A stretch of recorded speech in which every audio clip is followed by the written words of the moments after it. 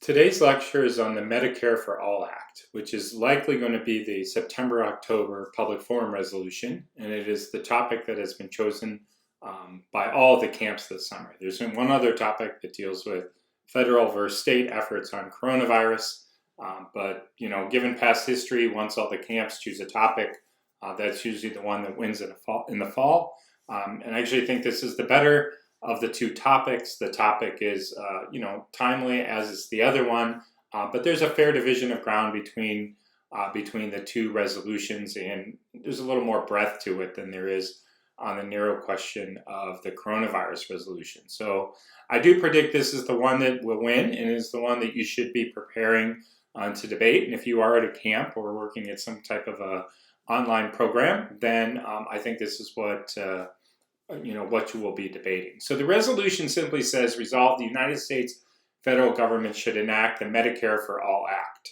This is a very good resolution, one of the best public forum resolutions. It's quite simple and it has precise terms. It just calls on the United States federal government to enact this particular piece of legislation. As I said, there are very good arguments on both sides of the debate. It's a very good public forum topic because if you're familiar with public forum debate, you know that public forum debaters like to use statistics. Judges are very persuaded by these types of quantifications, at least lay judges are. Statistics in PF are like, basically the equivalent of, the policy debaters' nuclear war. As I mentioned at the beginning, it's a very timely topic. It's not, something that's imminently going to be passed. Obviously Bernie Sanders did not have the popular support to become the Democratic presidential nominee, so it's probably something that's not going to pass immediately, but in the context of coronavirus, this is something very significant, and it has a specific policy. One of the things that I always find somewhat stressful sometimes about public forum is, they ask, the pro is required to basically advocate like a policy change, like the United States federal government should adopt a carbon tax, or it should repeal some other type of tax, but it doesn't provide any specific levels. So we don't know like what the pro is really arguing for. The UBI is another example of this, universal basic income. The debaters kind of just ended up debating it as $1,000 a month, but there are obviously many different universal basic income proposals. So this has a very specific, piece of legislation that the pro debaters should argue for, and the con debaters should argue against. So just to flip back again to the resolution, the United States federal government should enact the Medicare-For-All Act of 2019. Now, to begin, let's just talk about what Medicare is. Medicare is generally a health insurance program for people who are 65 or older. You can qualify for this if you're younger and you have certain disabilities or other end-stage diseases. It basically covers hospital insurance, medical insurance, and there's another form of prescription drug insurance. It doesn't cover everything. It doesn't cover most dental care or eye exams, dentures. There is it only generally covers 80% of your medical costs, and then you have to use other supplemental insurance to cover the other percentage of the cost. So it is a bit limited. Not entirely limited. I mean, it's not to say that it's not generous. It provides a lot of healthcare coverage for people who are 65 or over, but it's not completely comprehensive. Now, I bring this up because Medicare for All does not mean that you just simply take the Medicare program that's for people who are 65 and older and make it available to everybody. This also, Medicare for All really expands not just the age range to cover everybody, but the amount of services and number of services that are available, including primary and preventive services, prescription drugs, mental health and substance abuse, maternity and newborn care, pediatrics, home and community-based long-term services, dental care, as we said, that was explained, vision, right? As we said, those were specifically excluded before. So it has a much broader, coverage of medical care. As I noted, it is for the first time, we're looking at a specific bill. You can go here and you can read the bill, and a couple things. This is a specific bill. It is the Medicare for All Act of 2019. There are previous versions of the bill, and there are some changes in the 2019 one. So you should definitely look at the bill. It provides some specifics, some generalities that would later be subject to interpretation in a normal circumstance. But you can go ahead and you can read the bill. One thing is important. It is, there's more than healthcare included in here. That things that people are going to be debated about.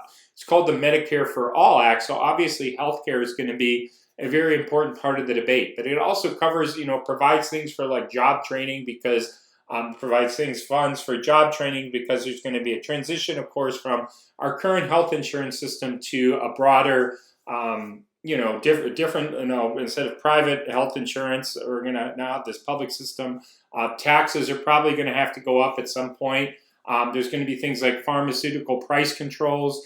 So those things are all going to get debated. I mean, some people even suggest that there could be capital gains taxes in order to fund Medicare for all. So even if you just think broadly in the context of public forum debate, we had an entire resolution just about capital gains taxes. We also had an entire resolution about pharmaceutical price controls. Those are additional things that are in the bill that will eventually be debated.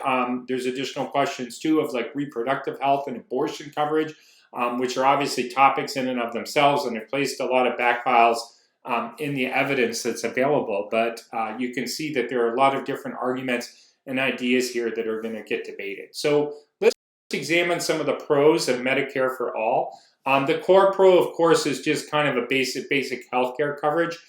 There's some different statistics, but as to how you're going to calculate this. But some people say 9% of the population is still completely uninsured, and 26%. I typed it wrong there, but 26% don't have adequate insurance. Okay, so they can't. Maybe what you call a copay, which we'll talk about like in a different lecture on some terms, which is the amount of when you go to the doctor you have to pay. Right, and your insurance covers that. Even if your insurance is going to cover this, what's going to mean is that there's going to be a lot, there's another amount you're going to have to pay. If that amount is really high, then that's going to be, something that you have to pay. Maybe that kind of makes it unaffordable. The other kind of part of this, of course, is healthcare costs. By kind of negotiating services and pharmacy prices, reducing paperwork. We'll talk about that a little bit more here later, as you can see. But you have kind of this issue of a lot of people having inadequate coverage or no coverage. Then it's like other people, it's like their coverage is really kind of expensive. Obviously, those related to one another. If the healthcare coverage is expensive, then it like makes it more difficult to have the healthcare in the first place, or even maybe use your insurance. So that's kind of one area the pro can talk about, just like how many lives are going to be saved. The second area is a right to healthcare. There's no right to healthcare clearly kind of stated in the Medicare for All bill, but some people argue that healthcare is a right. Like, just as you have a right to freedom of speech. I mean, that's something that's clearly guaranteed in the Constitution, or you have a right against, inappropriate search and seizure. That's the Fourth Amendment. Some people say you have a right to healthcare. Now, this right obviously doesn't come from the Constitution itself. There's nothing in the resolution there's nothing in the Constitution, that says that there is a right to healthcare. That's actually a positive right, a right to something. That's not something that's established in the Constitution. There's a lot of literature that just kind of talks about the right to healthcare and why that's important. Then there are kind of issues of COVID. Obviously, it's spreading around. Just giving this lecture today on June 25th, we see it spreading everywhere. Some people say it's important that everybody have access to healthcare, so they're not afraid that if they have COVID to go to the doctor because they don't want to get stuck with a big bill. So you could kind of make an argument that's pretty timely related to that. I talked about healthcare costs a bit above, but it's also kind of useful to just kind of segment that out for a second. Well, might healthcare be so expensive? Well, the salaries are really high. Not necessarily for the doctors so much, but for the people who run the health insurance companies. There's high kind of insurance costs that kind of have to be absorbed. Companies need to make profits. Usually a company's looking for a profit of around 10%. It can be as high as 20% or even higher in some instances. But generally, 10% of that is profit. There's a lot of administrative overhead. And there's no opportunity for bulk purchasing. The bulk purchasing argument is, look, if the government purchased all the healthcare from hospitals and doctors, then they could negotiate some very strong rates. So It's just a little bit of an introduction there, what you're going to read about. You're going to find a lot of this that's written about Medicare for All is going to talk about the importance of controlling healthcare costs. And those give you some examples of how it could be, Medicare for All could contain those costs by obviously eliminating these high salaries. There's not going to be any profit in a government organized program. There'd be administrative efficiency, and there'd be a lot of bulk purchasing. Healthcare costs are increasing a lot, and it's something that is a big concern throughout society. The pro could also make some arguments as to why this could maybe strengthen the economy as a whole. It could reduce employer costs, right? Because in a lot of instances, employers are the ones that are paying for individuals' health insurance. So when you get a job, often your employer will provide you with a health insurance package. And as those costs of that health insurance keep increasing, that increases the employer costs. That to the cost employers, they have to pay that, which makes it difficult for them to provide you maybe with the wage that you should be earning, or that are important, right, to give people stronger wages. So wages might increase if healthcare costs decrease. Also, if the federal government was purchasing all this healthcare, this could help to stimulate the economy. It might increase productivity if people's, if people had were healthier, right? It might enable them to switch jobs and go to really what's a better job for them. Now they're afraid to switch jobs because they don't want to lose their health care. They may also not want to be an entrepreneur because they're tied to the company that they work for. There are also kind of issues of consumer spending. If all this money's sucked up into healthcare and people have really high healthcare expenses and they have all these bills to pay, then the consumers are going to just kind of continue. They're not going to spend money in other areas of the economy. And look, consumer spending right now, especially in this time of COVID, is something that the economy really needs to keep going, to keep small businesses going, which perform an important part of the economy. There are also, of course, issues of social justice, right? So we have questions of social justice. There's issues kind of equality, making sure that everybody has access to the same care. Some people say maybe in Medicare for All, there's obviously a big debate about whether the care could be a little bit better, a little bit worse, but at least this is all equally, right? So people should be treated equally. Maybe healthcare shouldn't be kind of just a commodity that everyone just kind of the more money you make, the more successful you are, the better healthcare you get. That does kind of grate against our common sense a little bit. You could talk about the importance of immigrants being provided healthcare. Under the Medicare-For-All Act, anyone who's a resident of the United States, you don't have to be a citizen, anyone who's a resident of the United States is eligible for this care. So that's a whole area where the pro could really, make arguments about why people who are here, even illegally, depending on how you define a resident, but even here illegally, should be able to access healthcare. There's a lot of literature written on that, and I think it's a ripe area for discussion, especially given controversies related to immigration currently in the United States. You can obviously talk about racial equality, how minorities, especially blacks and Hispanics, do not have adequate access to health care. You could talk about the importance of women being able to provide access to have access to health care. There's a lot of evidence that says this economic downturn because of COVID even has really kind of disproportionately impacted women. You could talk about the importance of abortion and reproductive health. Related to that, of course, right, there are questions of morality. What's kind of the most moral approach? Should we be providing everyone with health care? Then there's also kind of issues of kind of mental health care. Again, I hate to say COVID again, but you get the idea that, there's a lot of evidence now that says that, that COVID is causing a lot of mental health stress. That there could be, and just generally, even before COVID, there were mental health illnesses that went untreated. People were not able to gain access to appropriate care that could lead to substance abuse treatment. So we need some more mental health care, and that is provided for under this act. And then, of course, as I said, there's issues of reproductive health. Some people make the argument that we need to be healthier to have a stronger military. That's kind of an interesting argument. There are issues of kind of cooperative federalism of the state and federal government, the central government in Washington, D.C., working together and cooperating. Obviously, many states have taken initiatives in the area of healthcare, and this could lead to some further collaborations. As potential, at least on the national circuit, that people could make an elections argument. Say, look, if we were to actually pass Medicare for all and everyone was to have health care, maybe people would be really excited and give Trump a victory. And the pro could say Trump is good, or the pro could say, hey, if this was provided, that this would be like a loss, like the Republicans would be upset and Trump would definitely lose and Trump would be bad. Those arguments are not super popular in public forum, but they've certainly been made, and at the national circuit, they're not totally uncommon.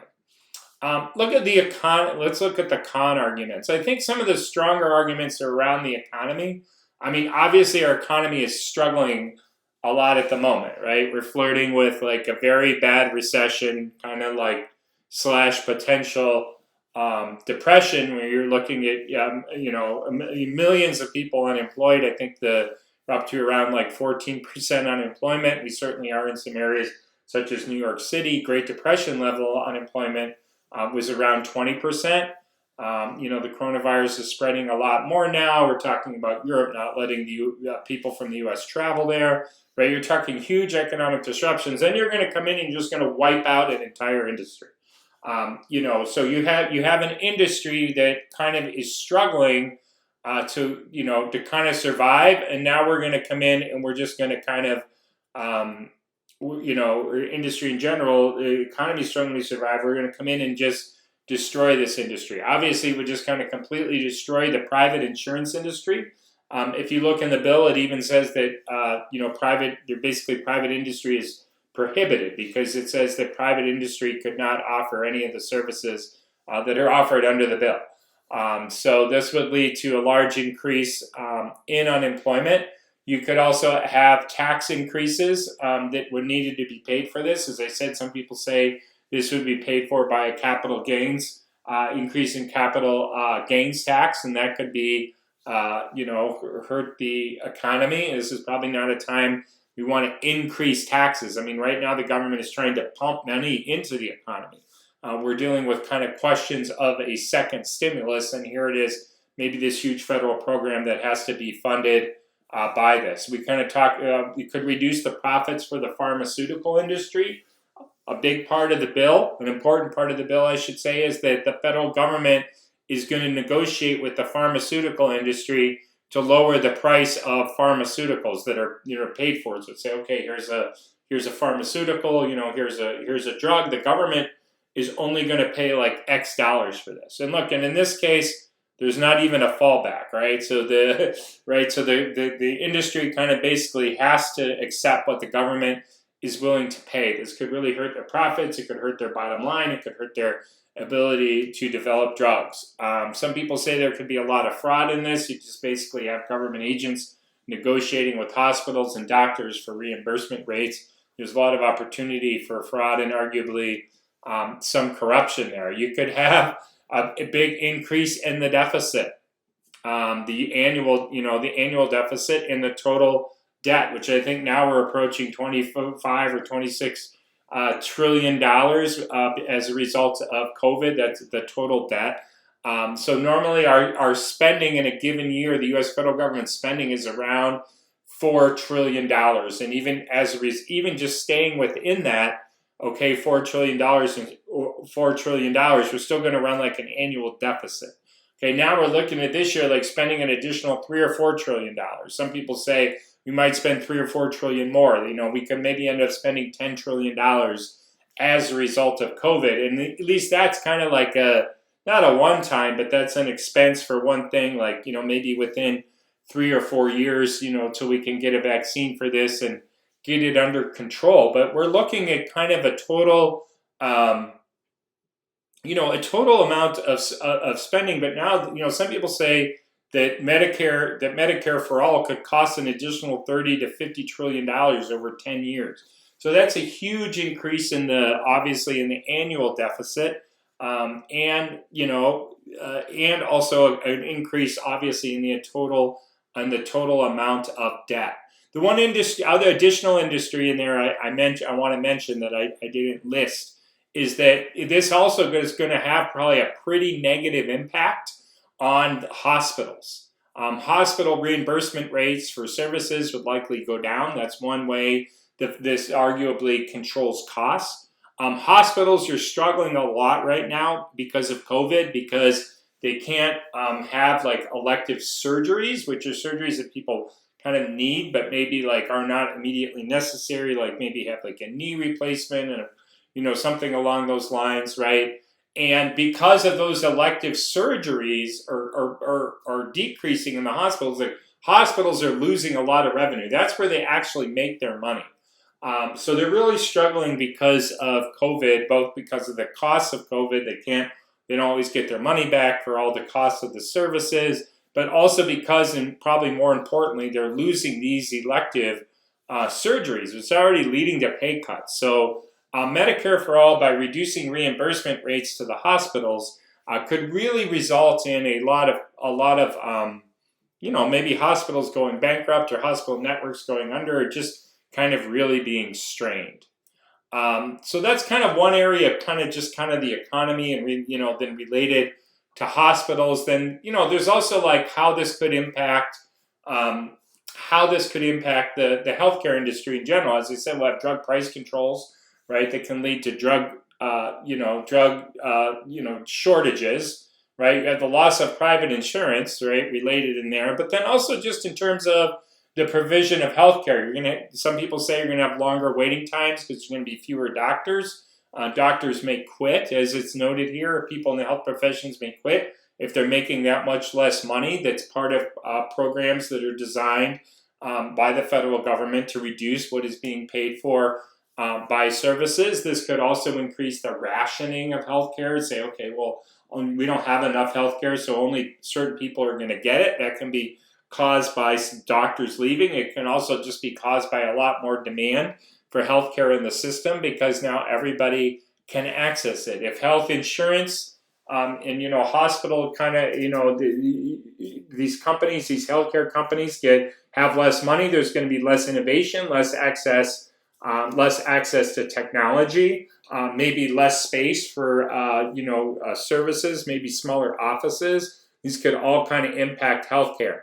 There's an interesting argument about Medicare Advantage, which is a program that allows people to also like purchase some private insurance. Well, the problem is that people say if you have Medicare for All, that would lead to replacing Medicare Advantage, and Medicare Advantage is actually a good program. So just generally, there's some examples there that are typed on the slide, but you kind of get the basic idea that what would happen is that there's some ways that this could actually hurt the provision of healthcare. Because remember, the whole premise of we're going to reduce costs, well, that's going to like essentially suck money out of the healthcare system. That money, sure, some of it goes to profits, some of it goes to high salaries for people who run the companies and the insurance companies, but some of that money is also obviously like goes to doctors, to nurses, to hospitals, right, to the cost of providing the services. And when you essentially kind of suck that money out of it, you could arguably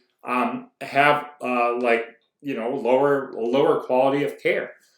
There's evidence related to that, which talks about how in the flu season, right, in the UK, that they really couldn't keep up with the demand, and that this contributed to the spread of the flu. Now, this is not even written in the context of COVID, but you can imagine how it could apply in that. If we start losing doctors, if we start losing hospitals, if we start losing nurses, right now, if we start losing resources in the medical system in the middle of a COVID outbreak, that would kind of obviously be undesirable. Some people say it could lead to increased illegal immigration to the United States, because some people would come here to try to get health care. And then you may have all your arguments about like immigration bad in this case on the con, but obviously that's debates both sides. Some people say if you had better quality of care here, then there'd be less medical tourism. Medical tourism occurs when U.S. citizens go to other places to access healthcare. I mean, that's obviously kind of difficult now in the time of COVID, but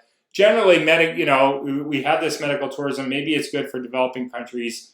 Maybe it's better that some people have to go abroad and get care. You can debate that. There is kind of the whole abortion debate. Some people say that, most people say that abortion services, as part of reproductive health services, would be covered under this legislation, and more people would have access to abortion. So you can debate about whether the public access to abortion is good on the pro, and you, of course, on the con can say no, it shouldn't be paid for by the government, that it's bad. You can have that entire debate, and as I mentioned, there are resources there. You can also debate about whether or not, there's a big critique of mental health care services, that mental health care services are not effective at all, that they end up labeling patients and stereotyping them and kind of causing all kind of problems for them in their lives related to employment. So you could talk about why the expansion of mental health care is bad. There are issues of federalism. Federalism refers to the balance of power between the federal government and the state government. The argument is that if the federal government expanded access to health care, that they're kind of intruding on a state function. That it's really the job of the states to protect the health and well-being of their populations. We see some of this in the debate about whether or not the federal government should be involved in how heavily they should be involved, I guess I should say, in the COVID issue. There's kind of really no violation of states' rights for the federal government to provide services and to provide services for healthcare, to promote healthcare. Obviously, we have, Medicare. Now we have Medicaid, which is a federal healthcare program for the poor. But if the federal government started attaching a lot of strings and conditions to the states in exchange for access to these funds, then this could cause a violation of states' rights. And there is a debate that occurs on this. There is some evidence about strings becoming attached. The military recruiting arguments is that many people join the military in order to get access to healthcare. And if we provided it to them, then they'd be less likely to join the military, and that the military needs more recruits. There are obviously two politics arguments. The first one I talked about earlier. The pro could say that, enacting Medicare for all could cause Trump to win or lose the election. There's also evidence that says if this were to pass, the only way Congress would pass it is by getting rid of the Deferred Action for Childhood Arrivals program, because they basically would want to kind of essentially toughen immigration laws, because they would want to make it more difficult for people to gain access to this program in order to reduce the cost, right? So as I said earlier, any resident of the United States is eligible for this program. Well, DACA, deferred people under DACA, which are children who came here illegally when they were very, very young, say like 2, 3, 4 years old. It's not like they even acted illegally by choice. They've just been here. They've been here their whole lives. They're residents of the United States, but they haven't become citizens. People say, well, if we're going to really provide health care for everyone who resides here, then we need to get rid of the DACA recipients in order to control the cost. So and obviously that could have catastrophic impacts for those individuals. It could even hurt our economy, because now a lot of those people have been successful. They've gone on to college. So there are a lot of kind of impacts related to that. Again, like politics arguments in public forum, they really haven't taken off like too much, but they are there. So I do want to discuss it.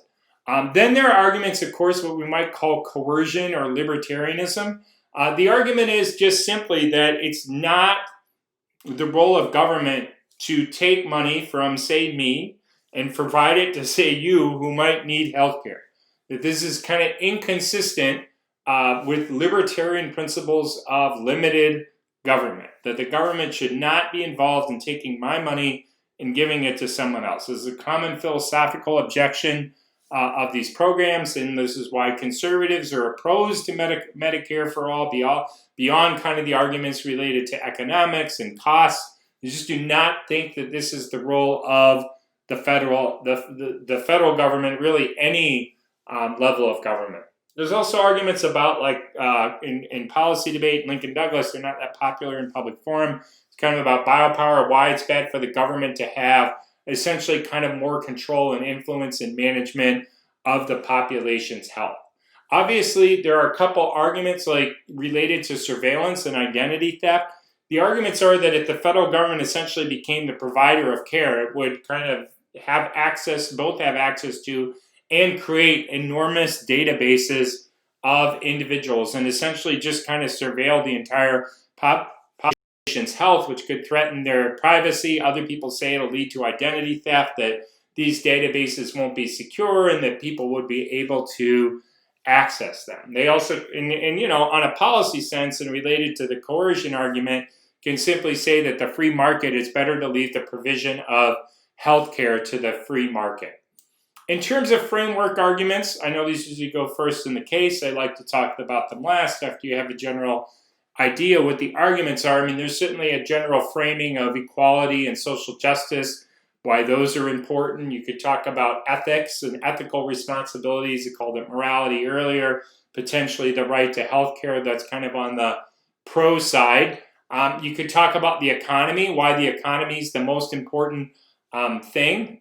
So, you could say like, hey, on the pro, we're going to strengthen the economy. The con is going to be destroyed. If the economy gets any worse, we're really going to be in a lot of trouble. We're not going to have health care. Obviously, there's a lot of evidence now that just as a strong economy in general is important to people's health. Then you have kind of, as I said, you have the philosophical approach of libertarianism, which just generally argues for a more limited government and not the reappropriation of money to other individuals. So those are some general framework arguments that you can make on each side. In terms of some concluding thoughts, I do think it's very important that both sides have an angle on the economy, right? So the pro angle is going to say healthcare is getting too expensive. That's hurting our economy. That's structurally going to prevent economic growth over the long term. Yes, there's this COVID issue, but it will go away even if it takes 3 years, okay? That there's structural, the high healthcare costs are a structural drag on the economy. We can improve these. The con's going to say this is going to cause like massive economic disruptions, causing unemployment in these industries, wiping out entire industries at a time that we really can't afford to have them wiped out. And it's going to contribute to long-term increases in our debt, right? Annual increases kind of in deficit spending, long-term increases of the debt. I do think both sides want to have a kind of a, how does Medicare for All impact the economy on the whole? So as I was kind of suggesting earlier, the pro's going to say like structurally, this is going to hurt the economy like, for a long period of time. Like without being able to control these healthcare costs, our economy is never really going to take off. So the con's going to say, though, that this is like the worst time to possibly have a disruption in a major industry. This would just like sink the economy from a point to which we cannot, we cannot recover, and that this could impact the economy. Related to that, obviously you both kind of want to potentially have an angle on just kind of like how it's going to impact healthcare, right? Pro's going to say it's better for people's health. The con's going to say, it's kind of hard to argue it makes it worse. I mean, obviously, if the whole healthcare industry is undermined, it could be worse. Some people certainly argue it does make it worse, but at the very least, you can use arguments like wait times and doctors quitting and like rationing to show that the quality of care is not going to increase in the way some people say it is. And then I think you need to kind of have a take on this framework question of kind of general equality versus questions of libertarianism. So again, these are just kind of some initial broad thoughts on the topic. We're going to be working to develop some additional resources to kind of explain some basics and then to start breaking down these individual arguments. So with that, we wish you the best of luck in preparing for the season as you move forward.